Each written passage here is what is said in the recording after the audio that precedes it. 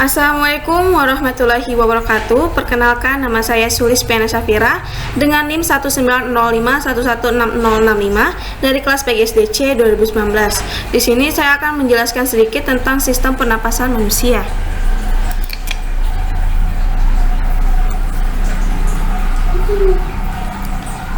Sistem pernapasan manusia itu berada di kelas 5, yaitu tema 2 udara bersih bagi kesehatan, subtema 1 cara tubuh mengelola udara bersih.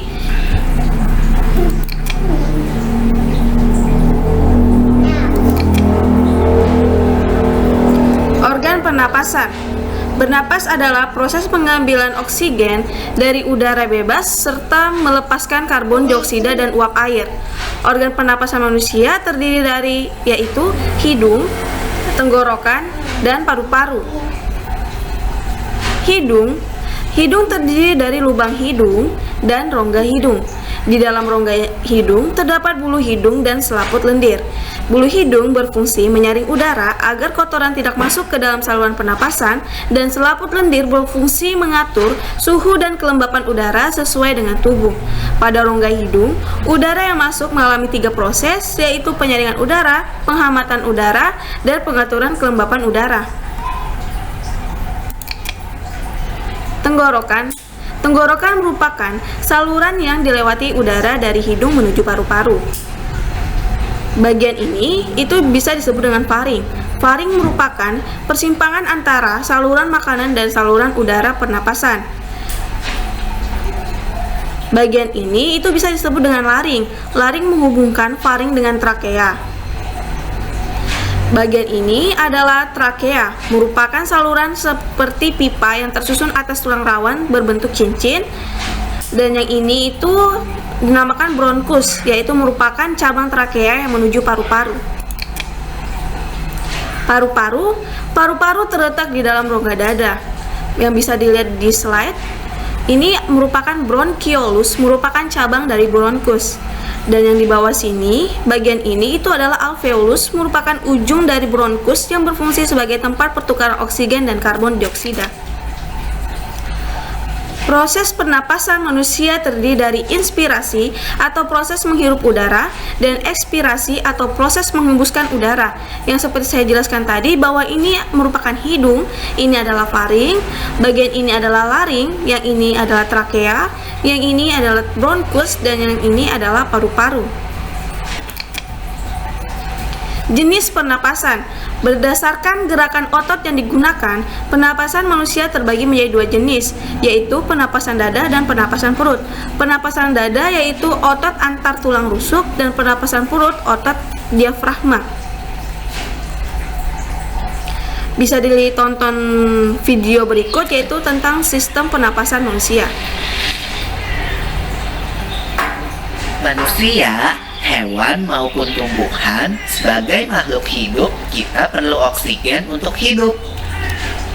Waktu bernafas, kita mempunyai organ-organ yang bekerja sama dan membentuk sistem organ yang bekerja mengatur oksigen yang ada di lingkungan hidup sampai pada setiap sel yang kita butuhkan. Oksigen ini tidak tersedia di dalam tubuh makhluk hidup. Kita mendapatkan oksigen dari lingkungan sekitar kita. Bernafas artinya kegiatan menghirup atau memasukkan oksigen dari lingkungan hidup dan mengeluarkan karbon dioksida dan uap air melalui alat pernafasan kita. Kali ini kalau alat pernafasan kita terdiri atas hidung, pangkal tenggorok atau laring, batang tenggorok atau trakea, cabang batang tenggorok atau bronkus, dan paru-paru. Ya, Pipo. Melalui lubang hidung, udara mendapatkan jalan keluar dan masuk ke dalam tubuh kita. Tapi, selain itu, udara juga dapat keluar masuk melalui mulut loh. Namun, jika kita bernafas menggunakan hidung, akan lebih baik loh, Pipo. Karena terdapat lendir dan rambut-rambut halus. Rambut-rambut halus ini berfungsi untuk menyaring udara yang mengandung debu, kotoran, dan kuman penyakit. Benar sekali, Lula. Selaput lendir berfungsi untuk mengatur suhu udara yang akan masuk ke paru-paru dan mengatur kelembapan udara agar sesuai dengan kelembapan tubuh. Hidung juga jalur yang langsung terhubung dengan alat pernapasan berikutnya, yaitu tenggorokan. Tenggorokan merupakan alat pernapasan manusia yang kedua. Pada tenggorokan terdapat laring atau pangkal tenggorok dan batang tenggorok atau trakea. Pernah banget, Pipo? Itu kenapa ya, by the way? Tersedak merupakan gerak refleks untuk mengeluarkan kembali benda atau makanan yang masuk ke saluran pernafasan. Oh, Itu percabangan yang menghubungkan trakea dengan paru-paru kiri dan kanan. paru-paru terletaknya di dalam rongga dada kan, Pipo? Jika kita menghirup udara, maka udara masuk ke paru-paru. Lalu, kemana lagi ya? Melalui bronkus menuju cabang dari bronkus yang disebut bronkiolus dan berujung pada gelembung paru-paru yang juga disebut dengan alveolus.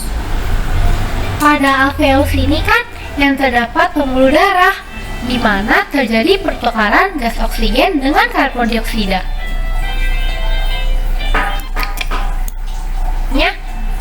Pernafasan dada terjadi karena gerakan tulang rusuk oleh otot-otot antar rusuk. Pengambilan udara terjadi saat otot antar rusuk berkontraksi atau mengerut, sehingga tulang rusuk terangkat ke atas, menyebabkan rongga dada dan paru-paru membesar. Oh begitu, berarti pengeluaran udara terjadi saat otot antar rusuk berelaksasi atau mengendur. Saat itu, tulang rusuk turun ke posisi semula, menyebabkan rongga dada dan paru-paru mengecilkan. Ya, benar sekali. Lalu menurut kamu, dan perut terjadi karena gerakan otot diafragma, yaitu sekat yang membatasi antara rongga dada dan rongga perut. Pengambilan udara terjadi saat otot diafragma berkontraksi. Posisi diafragma mendatar menyebabkan rongga dada dan paru-paru membesar. Berarti pengeluaran udara terjadi saat otot diafragma berelaksasi. Posisi diafragma melengkung ke atas, lalu menyebabkan rongga dada dan paru-paru mengecil. You're right, Lola. Lalu, gimana kalau kita sesak nafas karena banyak asap?